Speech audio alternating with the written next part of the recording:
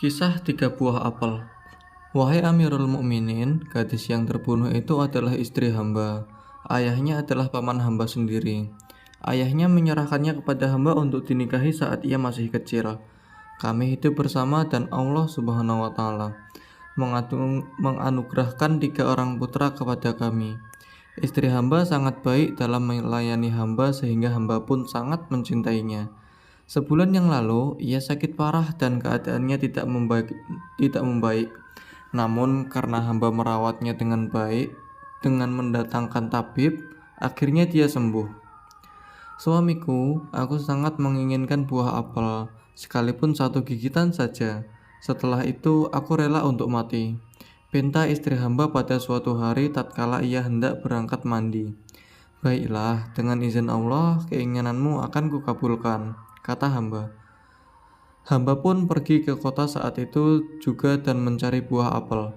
Namun, setelah mencarinya di seluruh kota, hamba tidak dapat menemukan satu pun apel.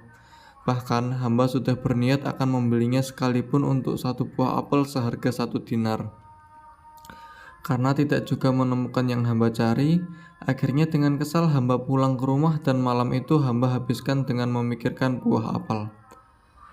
Keesokan harinya hamba segera berangkat, berkeliling ke kebun-kebun penduduk, tetapi tidak menemukan kebun apel yang sudah berbuah. Hamba bertanya kepada seorang tukang kebun, "Engkau tak akan menemukan buah apel kecuali di kebun milik Amirul Mukminin di kota Basroh, sebab di sana banyak buah apel yang dikumpulkan oleh para tukang kebun baginda," jawab tukang kebun itu. Hamba kemudian pulang. Karena sangat sayangnya hamba kepada istri hamba, hamba segera mempersiapkan perjalanan menuju Basroh. Setelah melakukan perjalanan siang malam selama 15 hari, hamba tiba di kota Basroh dan langsung menemukan buah apel yang diinginkan oleh istri hamba. Hamba membelinya dari seorang tukang kebun baginda seharga 3 dinar untuk 3 buah apel. Hamba pun pulang dengan hati gembira. Namun, sesampainya di rumah, ternyata istri hamba sudah tidak menginginkannya lagi. Ia menerima buah itu dengan setengah hati dan tetap belum sembuh dari sakitnya. Keadaannya tetap lemah sehingga akhirnya 10 hari kemudian ia sembuh. Dan hamba pergi ke toko seperti biasa untuk berjualan.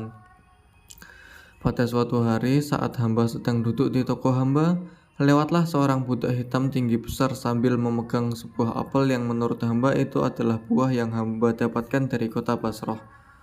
Hamba memanggil si budak itu. "Hai budak yang baik, dari manakah engkau mendapatkan buah apel itu?" tanya hamba. Hamba mendapatkannya dari kekasih hamba.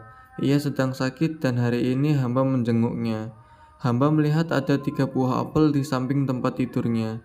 Ia berkata bahwa suaminya si pencemburu telah menghabiskan waktu setengah bulan untuk mendapatkan buah itu. Sesudah hamba makan dan minum serta meminta buah apel ini, hamba pulang, jawab si budak. Mendengar penuturan si budak, siang itu bagaikan malam dalam pandangan hamba. Lalu hamba segera menutup toko dan bergegas pulang. Karena saking marahnya, hamba bahkan nyaris gila. Saat tiba di rumah, hamba langsung menanyakan buah apel itu. "Aku tidak tahu," jawab istri hamba. Mendengar jawabannya, hamba semakin yakin bahwa cerita si budak benar belaka. Lalu hamba mengambil pisau dan menusuk dada istri hamba serta memotong lehernya. Mayatnya hamba letakkan di dalam sebuah keranjang dan menutupi atasnya dengan selimut serta selembar permadani. Kemudian hamba meletakkannya di dalam peti, lalu melemparkannya ke sungai Dajalah. Demi Allah, hukumlah hamba sebab hamba takut akan dituntutnya pada hari kiamat kelak. Saat pulang, hamba melihat putra hamba yang tertua sedang menangis. Hamba lalu bertanya kenapa ia menangis.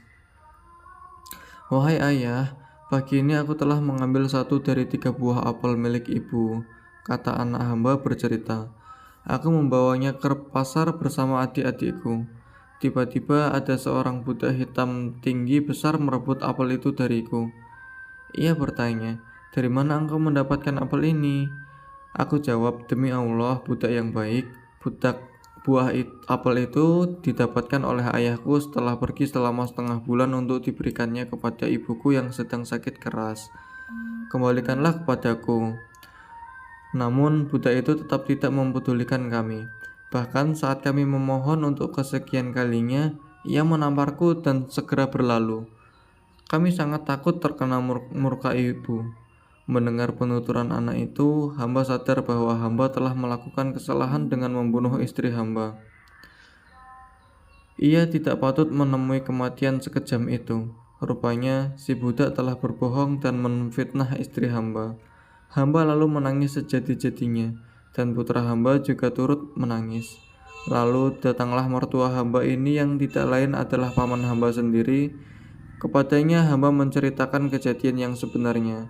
Maka kami semua menangis menyesali kejadian itu. Kami meratap hingga tengah malam.